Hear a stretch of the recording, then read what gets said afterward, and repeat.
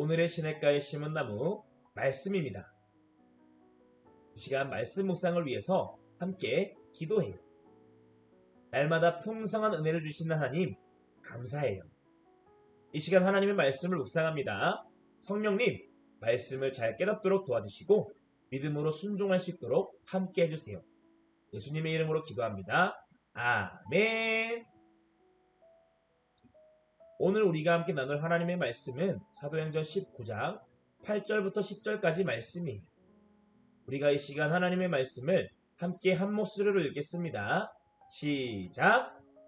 바울은 회당에 들어가 석 달 동안 담대하게 하나님의 나라에 대하여 말하고 사람들과 토론하며 그들을 설득하였다. 그러나 어떤 사람들은 마음이 굳어 믿으려 하지 않고 오히려 공공연하게 바울의 가르침을 비난하였다. 그래서 바울은 신자들을 데리고 그들을 떠나 날마다 두란노 학원에서 가르쳤다. 이렇게 두 해를 계속하는 동안 아시아에 사는 유대인과 그리스 사람들이 모두 주님의 말씀을 듣게 되었다. 아멘. 할렐루야 동부 친구들 사랑하고 축복합니다. 오늘 우리가 나눌 말씀은 바울의 3차 선교 여행 에베소 선교에 대한 말씀이에요. 여러분 우리는 어제 바울의 고린도 선교에 대한 말씀을 함께 나누었어요. 바울은 고린도에서 1년 6개월 동안 전도를 하고 교회를 세우고 난 후 다시 수리아 안디옥으로 돌아오게 되면서 드디어 바울의 2차 선교 여행이 끝이 나게 되었어요. 여러분 바울의 2차 선교 여행은 어려움도 많았지만 빌립보 교회, 데살로니가 교회, 고린도 교회 등 여러 교회를 세우고 많은 사람들을 전도했던 성공적인 선교 여행이었어요. 그리고 바울은 수리아 안디옥에서 조금 머문 후 이번에는 3차 선교 여행을 떠나게 되었어요.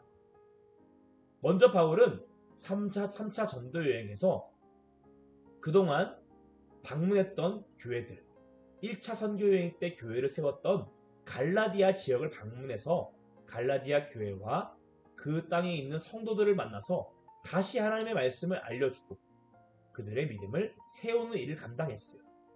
그리고 드디어 바울은 2차 선교여행 때 꼭 가고 싶어 했던 선교지, 바로 에베소에 도착을 하게 되었어요. 사실 바울은 2차 선교여행 때 마지막에 잠깐 에베소를 방문했지만 잠깐만 머물고 떠나게 되었어요. 하지만 3차 선교여행 때는 2년이라는 시간 동안 오랫동안 이 에베소에 머물면서 거기서 전도도 하고 제자들을 세워갔어요.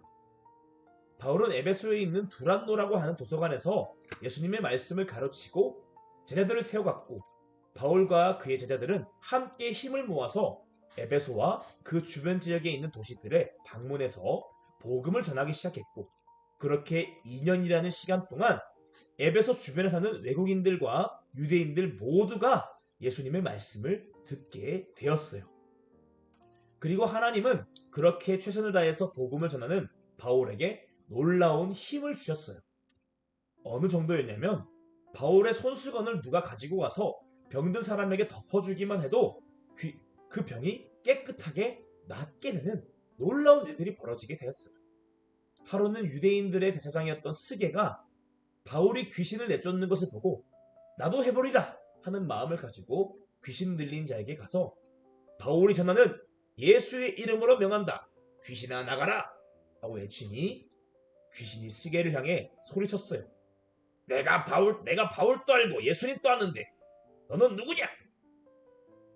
그러면서 스게와 그의 아들들을 막 때리기 시작했어요.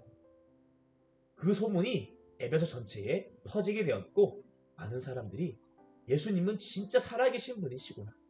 바울이 전한 그 예수님을 믿어야 되겠구나 하는 것을 깨닫고 예수님을 찬양하기도 했죠. 그리고 여러분, 바울의 에베소 선교는 그 도시에도 놀라운 영향력을 끼치기 시작했어요. 당시 에베소에는 많은 무당들이 살았어요.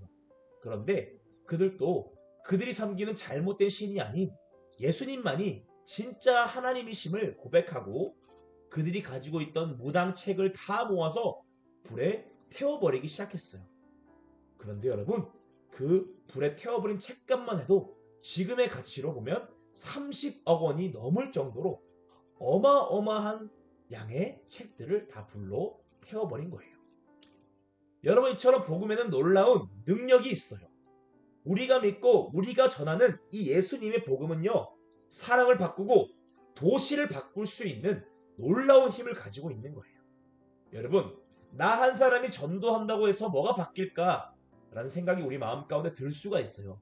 하지만 여러분, 내가 내 친구에게 전도를 하고 또 그 친구와 내가 같이 또 다른 사람들에게 전도를 하고 또 그렇게 믿은 친구들이 각자 또 다른 사람들에게 전도를 하면서 나갈 때, 그렇게 계속해서 전도가 이어지게 될 때 어떤 일이 벌어지게 될까요? 예수님을 믿는 사람들이 상상도 할 수 없을 만큼 많이 늘어나게 될 수 있는 거예요. 여러분, 선교의 첫 시작은요, 한 사람의 용기 있는 전도로 시작되는 거예요. 오늘 말씀을 보면 처음부터 바울의 전도가 막 잘 되었던 것은 아니었어요. 바울이 유대인들이 모이는 회당에 들어가서 전도를 했는데, 그때 어떻게 전도했느냐? 담대하게 두려워하지 않고 용기 있게 복음을 선포했다라고 성경은 말씀하고 있어요. 하지만 여러분, 바울이 전도할 때 쉽기만 했을까요? 그렇지 않았어요. 어떤 사람들은 마음의 문을 열지 않고 오히려 바울이 전도할 때 바울을 비난하기도 했어요. 하지만 그럼에도 불구하고 바울은 포기하지 않았어요. 바울은 끝까지 용기 내서 전도를 했죠. 그렇게 차근차근 한 사람 한 사람 전도에 나가기 시작하고 그들이 또 다른 사람들을 전도할 수 있도록 제자로 훈련하기 시작했어요. 그렇게 계속해서 한 사람이 한 사람을 전도하고 또 다른 사람들이 또 전도하는 삶을 살아가고 그렇게 작은 전도가 하나하나 모이게 되기 시작했을 때 어떤 일이 벌어졌다고 말씀하고 있어요. 오늘 본문 사도행전 19장 10절 말씀에 이렇게 2해 동안 계속해서 전도하는 동안 아시아에 사는 유대인들과 그리스 사람들이 모두 다 주님의 말씀을 듣게 되었다라고 말씀하고 있는 거예요. 에베소와 주변에 살아가는 모든 사람들, 얼마나 많은 사람들이 살았겠어요. 근데 그 땅에 사는 모든 사람들이 예수님의 말씀을 듣게 되었다라고 말씀하고 있는 거예요. 여러분, 그렇게 도시 전체가 다 예수님을 찬양하게 되고 자신들이 그동안 옳다고 생각했던 것들, 잘못된 생각들, 잘못된 지식들, 잘못된 행실들을 다 버리고 예수님을 따르게 되기 시작하는 거예요. 여러분, 이것이 바로 한 사람의 전도로 시작이 되었다는 거예요. 여러분들의 전도가 결코 작지 않다는 것을 잊지 마시길 바래요. 나 한 사람의 용기 있는 전도가 이 대전이라는 도시를 바꿀 수가 있고 이 나라도 바꿀 수가 있다는 거예요.